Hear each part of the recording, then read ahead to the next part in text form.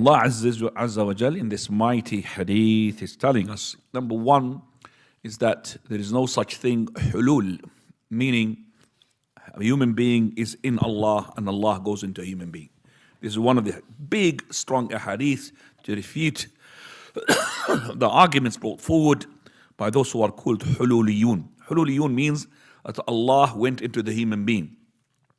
You find them, for example, in Turkey, the ones who are whirling, and they do whirling here for 3 stages. Stage number 1, with Allah. Second stage, that means when he gets higher rank, he will be in Allah. Third stage, he will be Allah himself. These are the 3 stages. That's why these are outside the fold of Islam.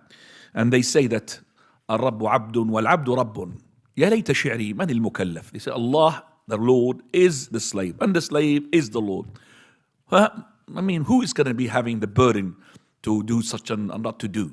إن قلت عبد فذاك إن قلت رب فذاك عبد وإن قلت رب فأنا يكلف. If it was to be said a slave is the God, a Lord.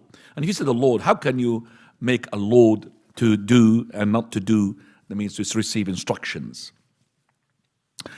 So this is the first argumentation that we explain from this, that there's a khaliq and a makhluq. How? Because Allah Azza wa Jalla said, didn't you know that if you were to give food to such and such, or to visit a person who's such and such, or to give drink to such and such, you would have found me?